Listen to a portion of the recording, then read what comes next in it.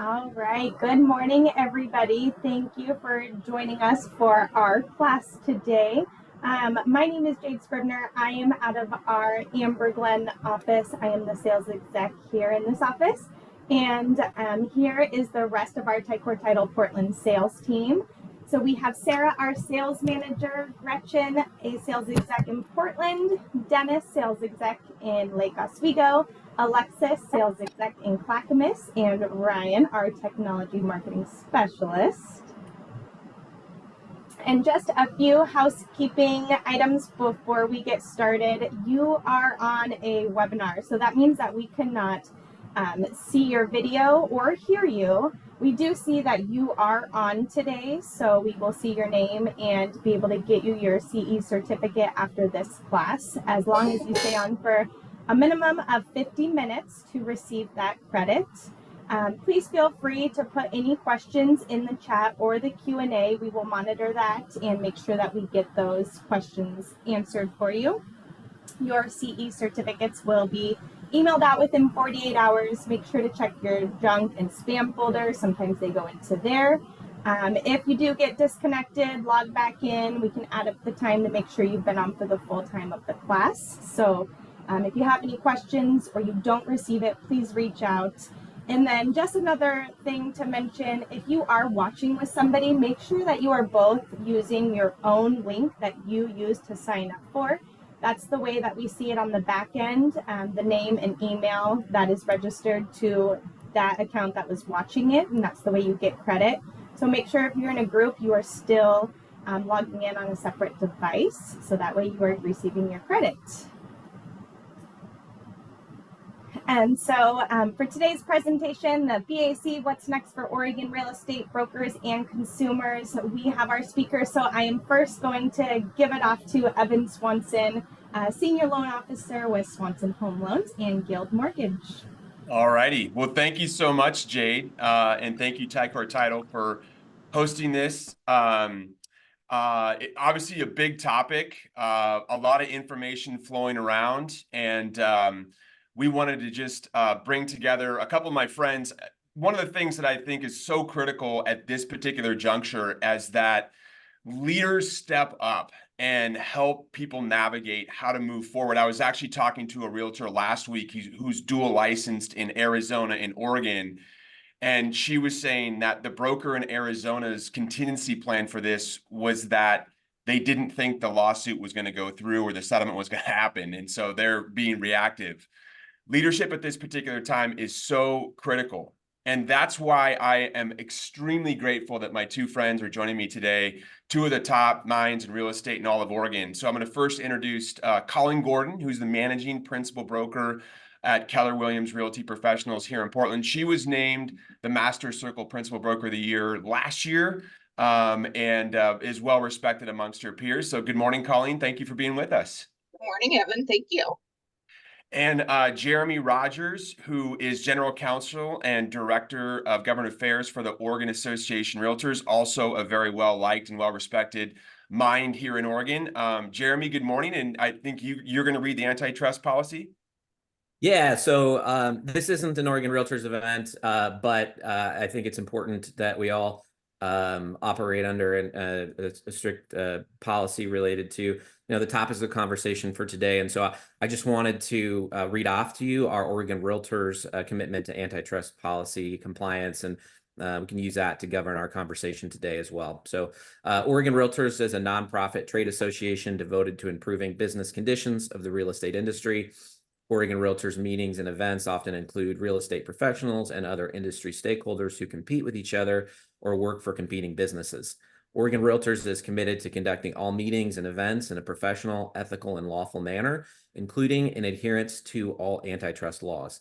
To that end, the topics of the meeting for today will focus on advancing the interests of real estate professionals and consumers of real estate services, increasing competition, reducing risk for all parties involved in real estate transactions, and sharing insights on business best practices. The following discussion topics will be prohibited: fixing, controlling, recommending, or suggesting the commissions or fees charged for real estate brokerage services; fixing, controlling, recommending, or suggesting the cooperative compensation offered by listing brokers to potential cooperating brokers; disparagement of competitors; limiting product or service offerings; allocating geographic territory or customers; and refusing to deal with any market participants. Any discussion that's inconsistent with this policy will not be tolerated. Thanks. All right. Thank you. So the way the flow of this webinar is going to work is I'm going to start off by sharing a few slides and talking about the impact of these new regulations and how lenders can work in alignment with their real estate partners to make this transition go smoothly. We're going to shift to Colleen to give us kind of managing principal broker perspective, and then Jeremy's going to share some insights. Again, if you have questions, please post them in the Q&A and or chat, and Jade will insert those when appropriate. So I'm going to go ahead and share my screen here. All right, everybody can see my screen?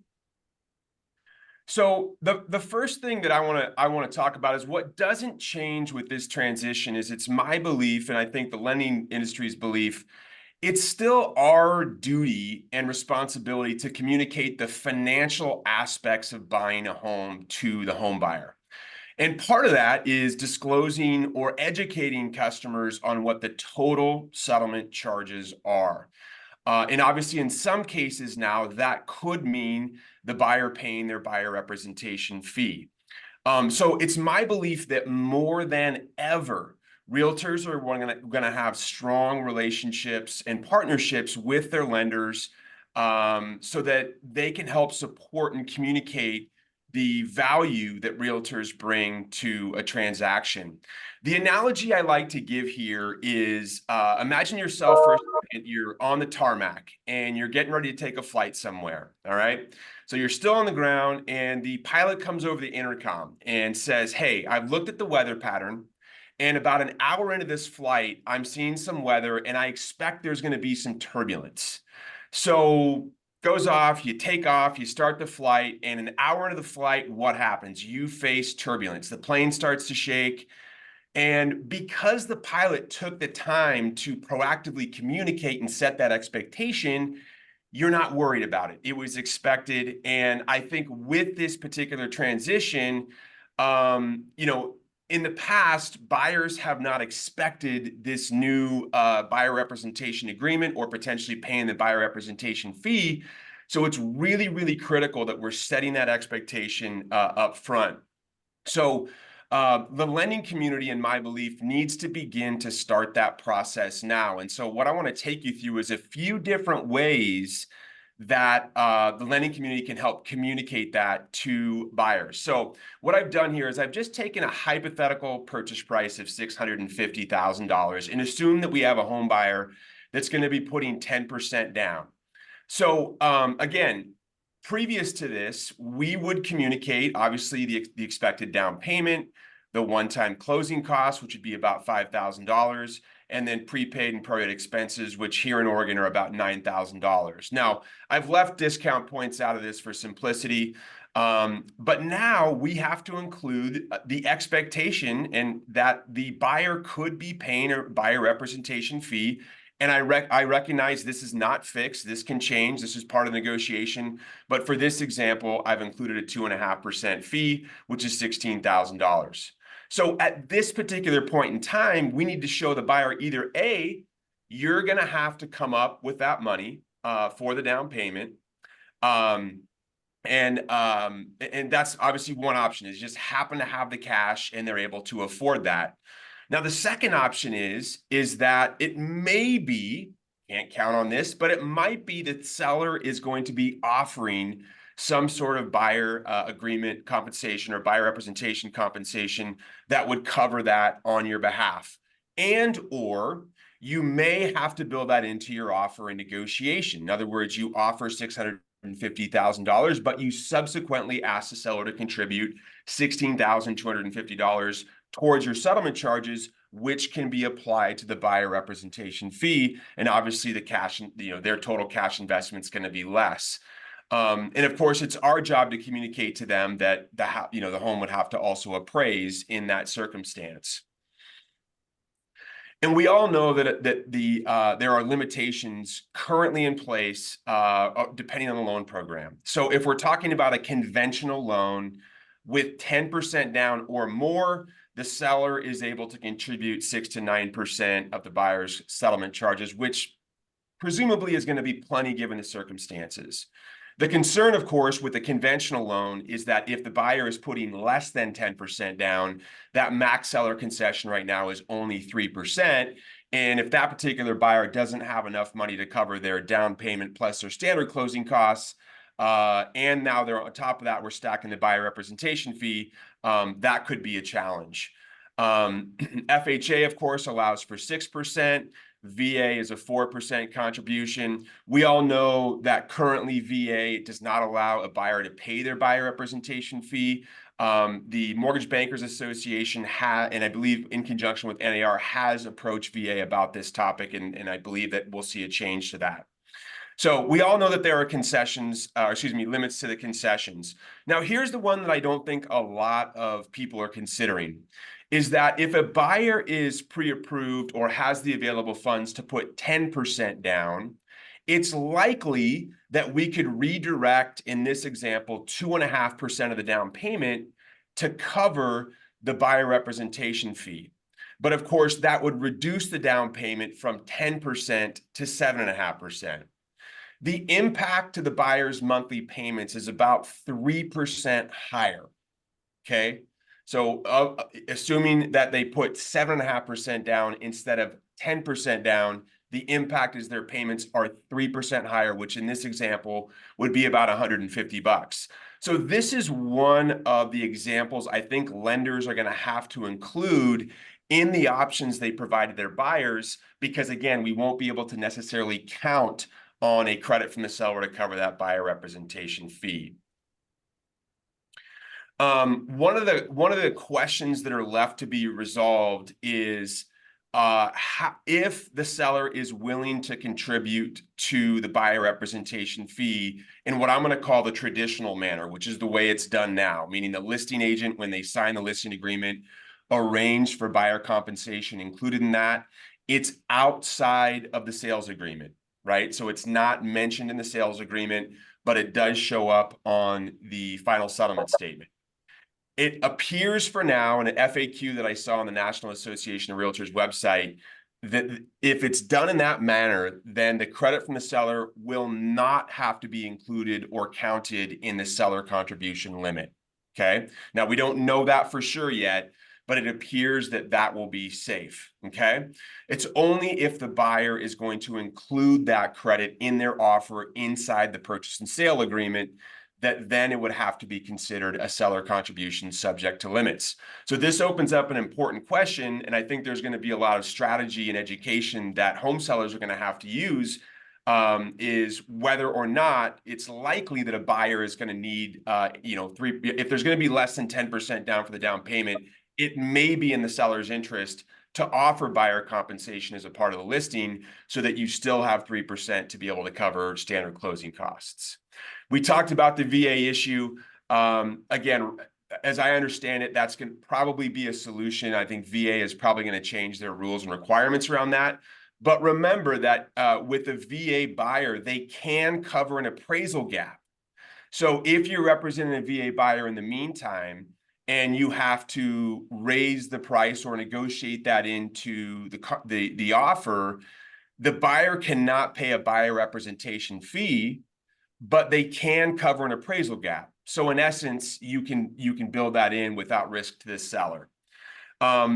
It remains to be seen as to whether or not the FHFA, who governs Fannie and Freddie, will change that 3% contribution limit for down payments of less than 10%. I would not be surprised if they evaluate that and see if they can expand that a little bit. The next big question here is appraisals, because if we there's all sorts of question marks around appraisals, and this is definitely going to create an apples and oranges market if an appraiser is going to be comparing and reconciling values of comps, where in one instance the seller provided a contribution and in the other they didn't. So here's the thing. I talked to a few appraisers in preparation for this webinar, and one thing was clear. No appraiser is alike, and no appraiser has a unified way that they handle this. So it's very, very difficult to tell you exactly how appraisers are going to handle, because everyone approaches it different. Now, what I did learn is that if it's market typical, meaning that most sales in a marketplace contain some level of seller contribution, then an appraiser has the ability to more or less ignore that concession or contribution in the reconciled value.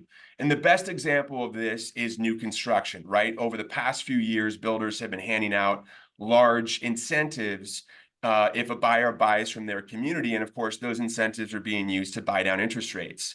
So if every transaction in a new home community has this level of concession and it's market typical, then the appraiser doesn't necessarily have to include that in the evaluation of the value of the home. So how does this translate to the world moving forward? Well, if it's market typical for a seller to offer or provide a concession or credit through the transaction, then an appraiser won't necessarily have to reconcile that down in the comparable report. Now, one thing that was common amongst the appraisers that I talked to is that one of the triggers for them to investigate whether or not a concession was provided is if a home closes at a value above the list price. In other words, if a home is listed for $550,000 and it closes for $560,000, then the appraiser has to figure out, well, why did it sell for more than list? And the way that they do that right now is oftentimes they have to look in the RMLS for any private remarks in the data, or they end up calling their listing realtor and asking, hey, can you explain the circumstances as to why this home was bid up over ask? Was it because there was multiple offers and it got bid up over the listing price? Or did the buyer build in essentially some level of credit? The challenge here is that appraisers can't always get a hold of the realtor. And even when they do, this can be months down the line or months after the closing. So the realtor may not recall. It's not common practice at this point for a realtor, when they're closing out the RMLS, to leave any concessions in the private remarks.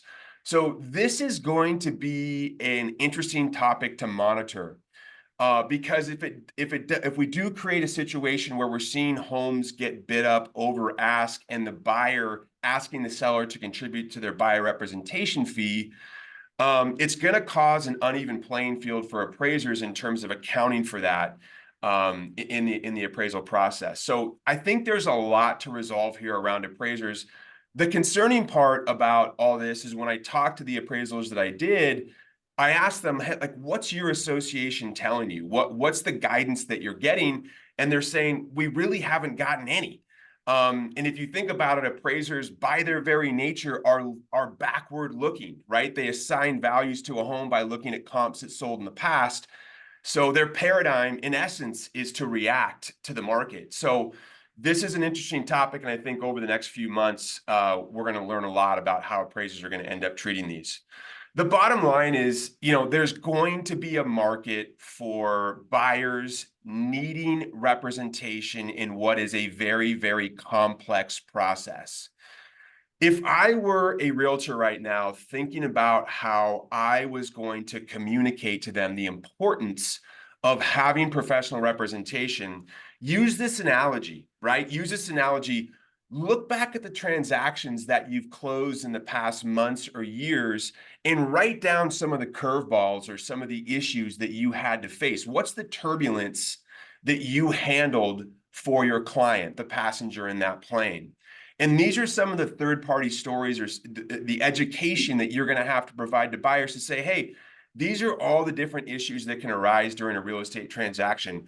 There's a myriad of them, and they can be complex or they can be simple. The bottom line is I have the experience to be able to handle these on your behalf in a competent manner, and this is where the value comes. All right? So hopefully that's helpful. I'm going to turn it over now to my friend Colleen. Colleen, you've been in this business for a very, very long time. You've seen a lot of transactions. What are some of the curveballs? What's some of the turbulence that you've seen that you think realtors are going to have to package up and communicate to their buyers? I think one of the biggest challenges is this is a change that's not being handed to us in a pretty package with a bow on top saying, here's the playbook, go execute it. This is a change that's been announced, and now we're in the process of unwrapping what are all of the things that this is going to impact, and understand that the people who provide us the answers to those questions are also just now unpacking. So as much as we want to be able to turn to someone and say, tell me what my business is going to look like in July, in August, we're not there yet. We're still unwrapping the implications of the terms of the preliminary settlement. And so I think that it's really critical for brokers to be clear on the terms of the actual settlement and not what they're reading in the news. I know a lot of my friends in the industry are struggling emotionally because this is coming off as criticism or judgment of the service that we deliver and the fees that we charge associated with it.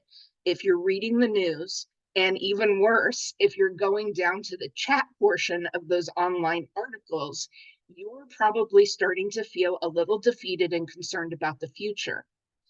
The challenge is a lot of the press that's out there is a flashy headline to sell subscriptions. It is not the facts of the settlement that's been put before the court. And so be really clear on what are the terms of the settlement so that you know the changes they're going to unfold. I know not everyone is as big a nerd as I am and didn't go out the day that the proposed settlement was filed with the court and get a copy of it and read all 108 pages of it. But the amazing thing is, as time has passed, NAR and our state association, our local association, they're putting resources together for us to navigate what is in that settlement agreement. So if you haven't already gone to facts.realtor, I would bookmark that site. I would go to it regularly. I've just noticed in the 2 weeks since the settlement was announced, we've seen this page develop and now evolve, and more resources are being provided. There's an overview that managing brokers, you could actually use in a team meeting, a sales meeting that you have with your associates to take them through the overview of the settlement itself, especially the practices portion that's going to affect us the most. There's also fact sheets and FAQs that are available in English and in Spanish. These are designed to help you educate your clients, educate yourself first so that you're prepared for those conversations. Repeat that website one more time. Oh, the site is, it's simple, facts, FACTS.realtor. Super easy. Bookmark that, go to it frequently. I'm on it every day looking for something new. Our leadership at NAR is working hard to keep us informed as things evolve. And then at a state level, Oregon Realtors has put together a resource page for us as well. So OregonRealtors.org/BBA/ it has information on the settlement as well, including a guide to broker compensation in real estate transactions.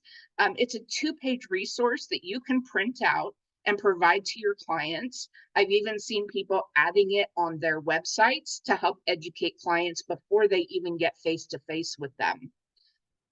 It's also really important to understand that offers of compensation from sellers or listing brokers are not being eliminated. They just can't appear on the MLS, which means we have opportunity to define how we want to communicate those offers of compensation. When meeting with sellers, we should be making it clear that they have the option to offer a co-op compensation. And if they choose to, the amount is negotiable. There is no standard. One of the things you can share with a seller is that a benefit of offering buyer agent compensation, that it allows me as your listing broker to enlist all of the brokers in the market where we work to help me market your home to the buyers that they work with, widening the potential buyer pool who's going to submit offers on your property. And then when working with buyers, you may have buyers that are concerned they can't afford the added expense of buyer representation. Share with your buyers that part of what they're hiring you to do is to negotiate the best possible terms for them.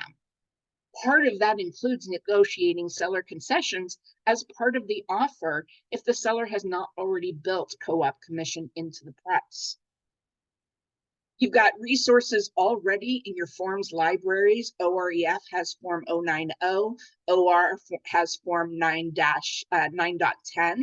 These could be used to document offers of compensation between two brokerages when the seller has negotiated with the listing agent that they will offer a co-op compensation. I really encourage everyone to practice the conversations that you're going to be having with buyers and sellers and screen your messaging.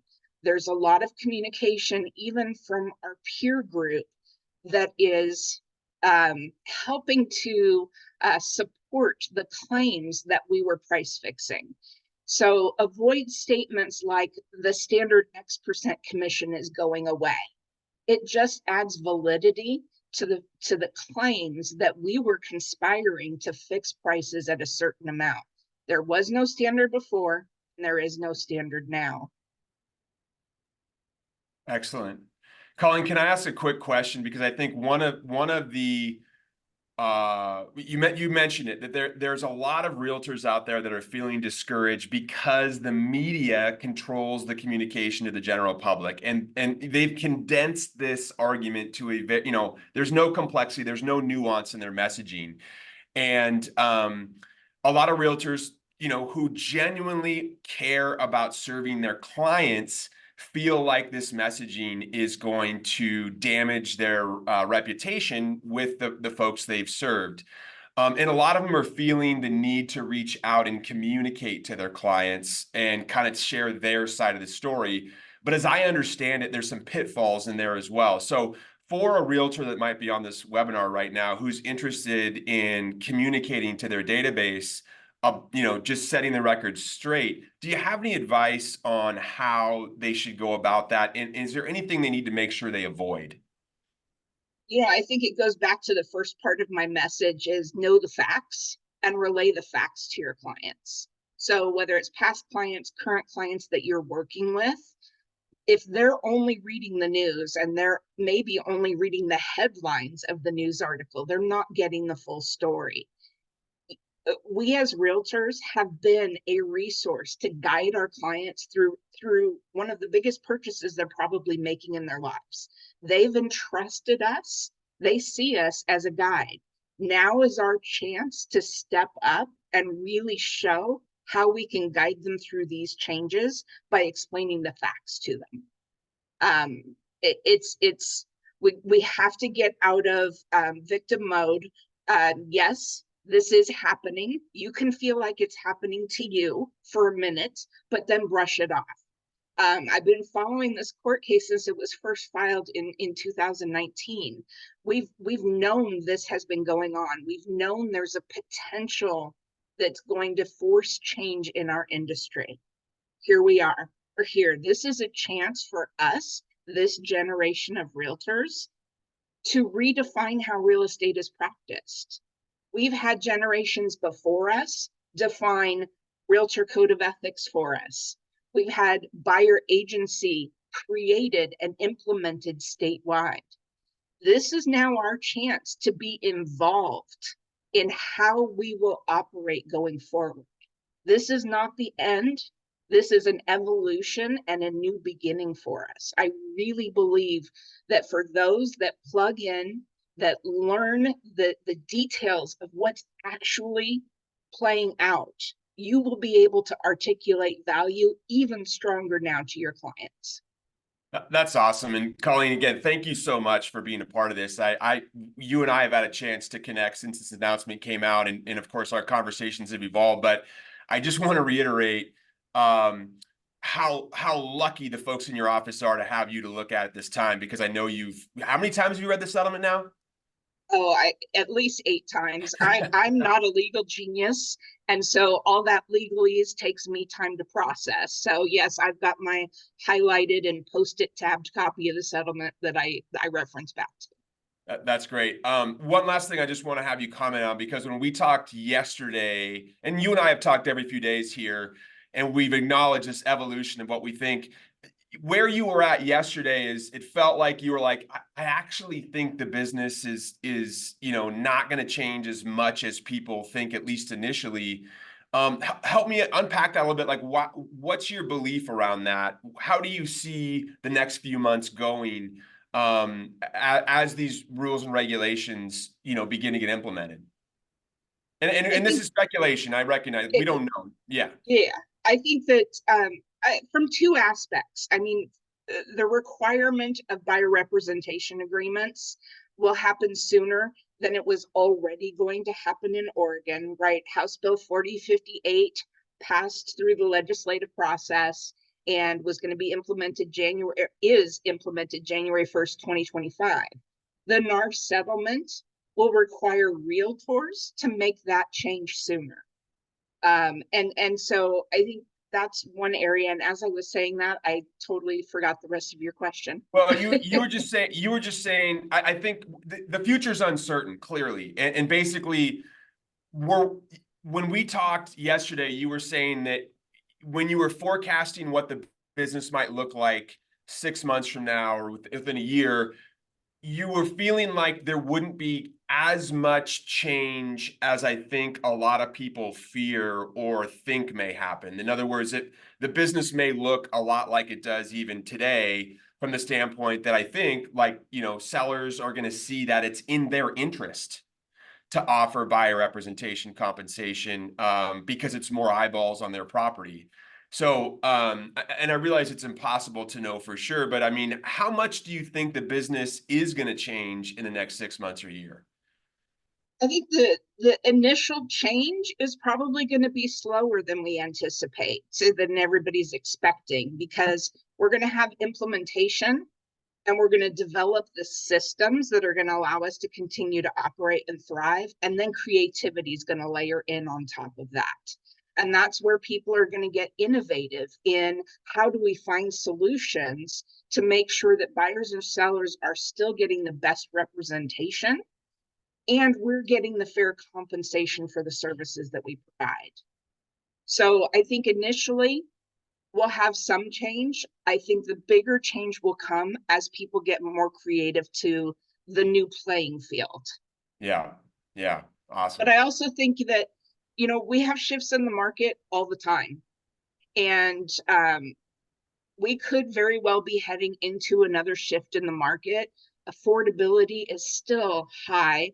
The cost of borrowing money is perceived as high right now. Sorry about that. And inventory is starting to increase.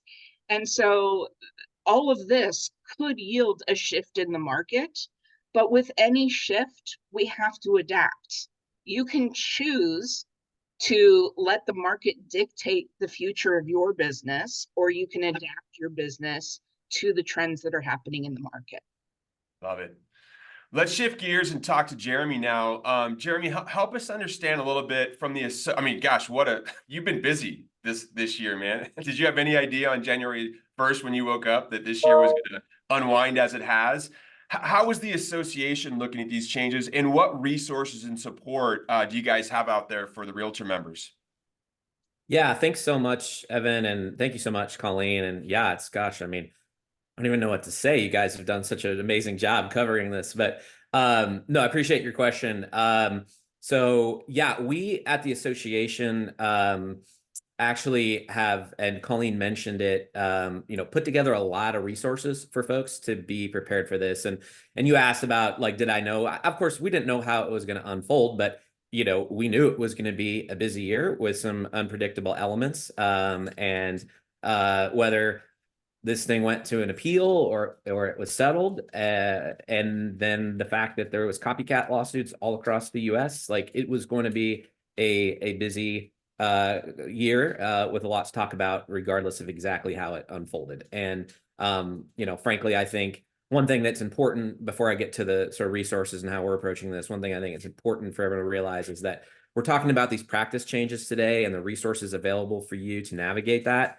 But also keep in mind the sort of fundamental aspect of the settlement agreement, which is releasing all NAR members from liability related to claims from sellers that cooperative compensation rules violated antitrust laws, which was not just a claim brought in this lawsuit that NAR lost, okay, but in dozens of copycat lawsuits all over the US. Okay, so that is a very important, very big deal. Okay.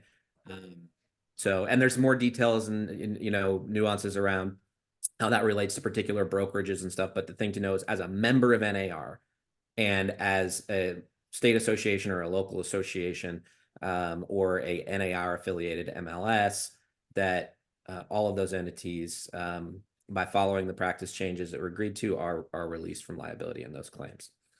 So how are we approaching it? We are what we're doing today is something what we're trying to do just on an ongoing basis. And Colleen mentioned the website that we've put up, OregonRealtors.org/BBA. That is our hub for all of the tools that we're creating to help our members navigate this change. So we have multiple videos up of trainings and webinars that we've done on topics related to the use of a buyer representation agreement, how to talk to your clients about it, what this settlement means. We did a webinar last week, the FAQs and fact sheets that we've created at Oregon Realtors, as well as linking you over to the ones that NAR has created. Colleen mentioned a handout that you can actually use with your clients so that your client can understand the concept of cooperative compensation and why they may or may not want to offer it in the transaction. And a buyer can understand the concept of a buyer representation agreement and why it's important to protect both parties, and also understand if they sign a buyer representation agreement and they owe their agent a fee, but they don't feel like they're able to pay it out of pocket, what are the tools and options available for them to still have a seller contribute to that, or the listing agent contribute to it, right? So that is in a 2-page handout, all there to help you facilitate those conversations with your client. As I mentioned in the, and I dropped a link to that in the chat, as I mentioned, there probably will be some updates to that handout once NAR has written new rules that would go into effect for July and later, right? But that handout we actually created before the NAR settlement. We created that when they're just even after the original verdict, for the instances where it may be that you find yourself in a situation where no cooperative compensation is offered on the MLS. And so we'll keep updating that, and we'll keep providing more tools. We'll keep putting on the webinars, keep doing the trainings.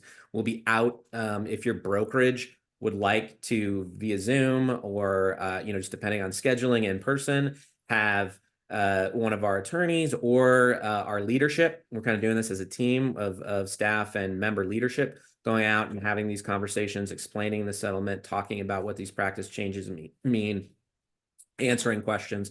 We're here for you. Our role, excuse me, I'll need some water. I'm sorry. All good. You're right. Yeah. Sorry, I just had a dry spot there. So we're here. This is a top priority for us this year to help you navigate this. As Colleen mentioned too, House Bill 4058 already passed the Oregon legislatures. That was before the settlement. And we had actually started preparing that bill. It was brought forward at the request of Oregon Realtors. We worked with our Realtor members of the legislature, Representative Bree Seiferson, Senator Meek, and others on that bill. We started working on that before even the NAR verdict came out in October. And, at least 24 states across the U.S. already require buyer representation agreements in law. That was the trend. Washington passed a bill that went into effect January 1st of this year. That was going to be happening regardless of the outcome of this NAR settlement, not just in Oregon, but really across the U.S. That was the future we were heading into. But what our approach was to say, hey, is it better that we take the lead and get the input of realtor members and industry professionals to bring these ideas forward so that when legislation gets passed, it's drafted in a way that works and makes sense for the industry? Or is it better to wait and let someone else do it to us? Okay. And that was not an acceptable option, which is why we took the lead, not only on the buyer representation agreements, but dealt with other issues that the industry is facing, like regulation of real estate wholesaling, as well as these future right to list agreements that are out there. And you can expect us to continue to do that going forward. We're not going to sit around and wait for other groups to come forward and say, hey, we need to do this to the real estate industry. We're going to be on the forefront of making sure that the real estate industry is working well, both for practitioners as well as consumers, so that we are being the ones that get to help drive that conversation. Well, I want to acknowledge and say thank you for all the hard work you guys did in Salem this year. I didn't even know about the future right to listing scam until you told me about it, but that thing was insane. So I'm glad that you got rid of that. Jeremy, you've been on a lot of these calls and in meetings and had a chance to interact with a lot of realtors from around the state. What do you think the biggest misunderstandings are about the practice moving forward? Yeah. So first off, and just like you guys were saying about sort of how is it really going to be a big change or not? And Evan, your analogy about the turbulence, right? Like, so I completely agree with you. It's very helpful when the pilot informs you ahead of time that there might be turbulence, and then sometimes there is turbulence, but sometimes there's not turbulence, right? Or sometimes the turbulence is less than you had predicted based on what the pilot had warned you. And in either event, you're better off for being forewarned, right? But we don't know. But I am of the opinion that it's probably less dramatic than people believe, because if you break it down, what are the real practice changes we're talking about? Having a written agreement with your client. I mean, 5 years from now, buyers agents will look back and say, can you believe that we worked in a world where we didn't use written agreements with our client? Right? It's going to be crazy to us once we have been doing it for 5 years. So that one, I don't think is a big deal. Then the other piece of it is we're going to set the fee with our own client. Like, we're going to set the fee for our professional services with our own client. Again, that's how most industries, most professionals operate, right? And I think that after folks have been doing that for a while, they're going to look back and say, gosh, this makes a lot of sense. And it's not that big of a deal. So I really think it's being overblown. I totally agree with the comments about the press. I mean, frankly, I know there's a lot of people who are very critical of the press. I've always been a person who relies on the press for information, and it is disturbing when you know a lot about something and then you read how the press writes about it and see how factually incorrect it is. It did make me question, well, what else have I been reading and believing? Because I actually know something about this, and the things that are being said are so fantastical. I mean, it was just really unfortunate. And I think that's unfortunate because buyers need to know what this really means, right? So they can expect to be having conversations with their agent about signing an agreement and about setting an appropriate fee and all that. And so good news is you're already starting to see that change. Once the blast of fantastical news came out, now you're starting to see other experts weigh in, whether it's economists saying, actually, we don't think this is going to have an impact on home prices, or whether it's others saying, actually, what this means is that, buyers need to be prepared for these conversations. Because it's amazing how so many stories were written in podcasts and nobody even mentioned buyers, right? It was like even though that's actually the biggest part of the conversation here. So anyways, I think though, overall, folks will say, hey, this is really not that dramatic, and folks will get used to it and feel pretty comfortable. So what I think the biggest questions we get are the things you covered at the beginning, Evan, is about, okay, I get it. I'll set the professional service fee for my services, but my buyer is still going to be in a position where it's difficult for them to pay for that out of pocket. What are their options? And so I think it's just helping simplify that for people, because it really isn't that complicated. There's two pathways that exist to have the buyer agent fee still paid by the listing side of the equation, even when it's set by the buyer side, okay? And that is, one, cooperative compensation can still be offered, just not through the MLS, okay? And it can still be negotiated even if it wasn't initially offered, right? So it could be that a cooperative compensation offer is made outside of the MLS by a listing agent, working with our seller, or it could be that there's nothing offered, but the buyer side reaches out and negotiates that with the listing side. It's also that's path one. Path two is that the buyer asks for it directly from the seller as a concession in the sale agreement. To your questions about whether that will be considered under the IPC, interested party contribution limits, I'll drop in the chat some links. NAR and the mortgage bankers have been very active over the last week. They sent a letter to Fannie Mae, Freddie Mac, and FHA, in addition to the VA, which you mentioned as well. FHA has actually responded and posted an FAQ on their website saying that, and I'll drop that in the chat, but basically saying that, contributions that are traditionally paid by the seller in the marketplace are not considered IPCs, and buyer agent fees have been traditionally paid by sellers, and that's our, how we're currently seeing it. So so at least a signal from FHA, at least, that they're not seeing it as under the IPC limits. Now, I imagine there'll be some more formal guidance that'll come out about that. And then there hasn't been a response from Fannie and Freddie yet, but I do expect that there will be, and there'll be some formal guidance, probably at least once the settlement is finalized, right? So I think in terms of this question of it's great for us to prepare for the turbulence. It's great for us to prepare for a world in which these are considered under IPC limits. But the reality is we'll probably know an answer to that question before the rules actually go into effect in July. And it may be that the GSEs say the same thing that FHA has signaled it's going to say. Now, because both of the GSEs have a guideline in their underwriting guidelines that says costs traditionally paid to the seller in the marketplace do not fall under the IPC limits, right? And in most marketplaces, the buyer agent fee has traditionally been paid through the cooperative compensation, and so that's something that we have going for us in terms of an interpretation that this would not fall under the IPC limits. So perfect. And Jeremy, we That's have awesome. We have a ton of questions. Jay, you want to go through questions?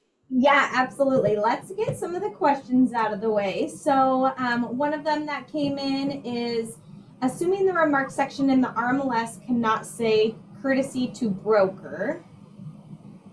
That was one of the, questions that we had come in.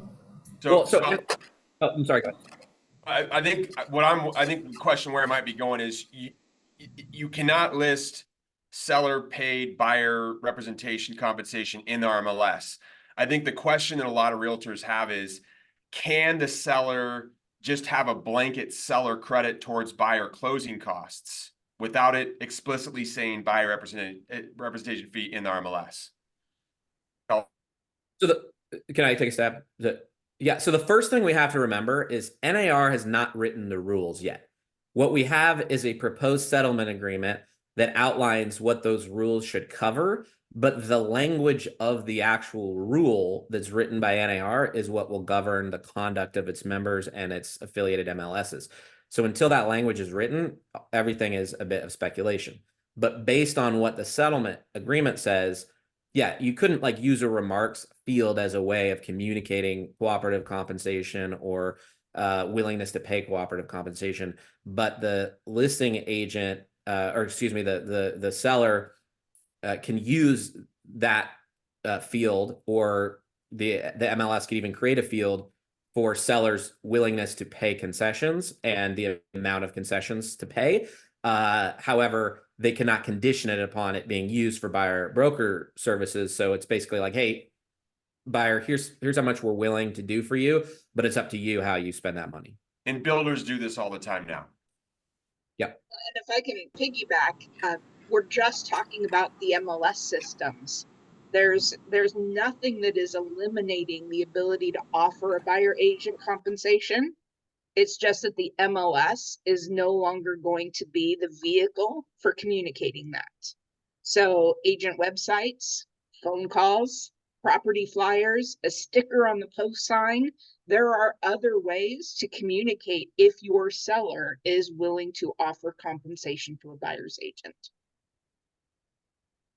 All right, Jay, you got any more? Perfect. Yeah, that was another question that we had is, a way to find out. So thank you, Colleen, for touching base on that.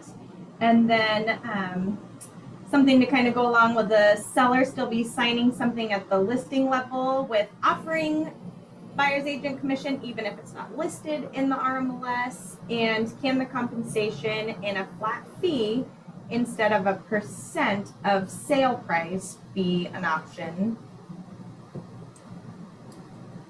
So yes, the buyer agent compensation can be a percentage of the purchase price or a flat dollar amount. That's always been the case.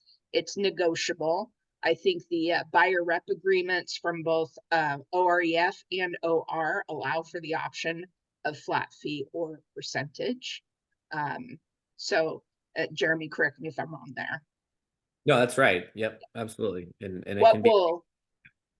What will evolve and what we don't know yet is, because NAR hasn't developed the rules, the MLSs are not in a position where they can define changes to their listing contract. So I don't think that we know yet if there will be changes to the language in the listing contracts we use with our sellers. But remember that we're not required to use that particular contract. Your brokerage could also have a listing contract. OR has a listing contract that you could be using. So understand that as you're negotiating with the seller, it is still you through your brokerage negotiating the service agreement with the seller. And just to keep in mind too, that the variety of options available to you for that. I mean, and I put the handout in there about conversations, with your clients about cooperative compensation. And again, that'll change a bit, once we see the new rules. But like, if you and your seller say, hey, we're not going to communicate it on the MLS, but we want to offer a blanket offer of comp, you can do that. Or you could say, hey, we're just agreeing that like we're willing to offer some comp, but first we want to know what the actual buyer representation agreement amount is, right? Because the fee is going to be set in the buyer rep agreement, right? So if you're making a blanket offer, you don't know if it aligns with what the buyer agent is actually owed, right? So, the dynamics have changed a bit around the logic around cooperative compensation. And so, I think the opportunity in the listing agreement is to establish the desires of the seller and the listing agent together about how they want to navigate that. Could be blanket, could be up to, could be, hey, let's not really pick an amount right now, but let's just like agree that we're willing to have that conversation. Should we be approached by either the buyer's agent or the buyer? And certainly, I imagine that any listing agreement that's out there would be updated in ways to help facilitate those conversations once we know more from what the NAR rules look like. That's really interesting, right? Because if you're a seller, then like that almost would discourage a seller from agreeing to an amount up front if they're going to have the flexibility and opportunity to say, yes, I'm open to it, but I'm not going to say anything at this point. So that, in some ways that helps, but it could also hurt because some sellers might just say, well, yeah, I'm open to it, but I'm not going to say a specific amount right now. I think it's, just like anything that's negotiable, there are trade-offs, right? Like it's a trade-off between efficiency and precision, right? Or efficiency and net at the end of the day what the seller might be keeping in their pocket. So, but those are trade-offs, right? Because you might have if you have buyers that come in and say, gosh, I just don't really want to have to go through making an offer, asking for this and it being rejected. So, a buyer might prefer a house that's offering it up front, but again, that's all psychology and negotiation on the buyer side. So just like everything else you do about every other aspect of a sale, psychology, negotiations, all of that's just a part of it. And this is just another thing that's going to be part of that. And you are all really good at that. That's what you do for a living. And that's why people hire you. And great. So I think we have time for one more question here, Jay. If you don't mind, I'm going to take it. It's one in the Q&A that I think is interesting. Is the question basically is, how are buyers going to feel about signing a buyer service agreement prior to seeing the service that they're going to get? And is it going to preclude a buyer from switching agents? So in that buyer representation agreement, and I would imagine that there's not going to be one standard buyer representation agreement, but what happens if a buyer enters into an agreement for buyer representation and they're not happy with the representation they're getting and they decide they want to look for a different realtor to represent them? How do you foresee that going? I think it comes down to the language of the contract of the buyer representation agreement. So did the agreement include a provision that allows for early termination? Is there a cost associated with early termination? It's really no different than the conversations we have with our sellers. So when we're signing a listing contract, the seller's signing a contract to give us a period of time to find a buyer and sell their home. If they choose to terminate that agreement early, are there consequences? It depends on what was negotiated in the terms of the contract.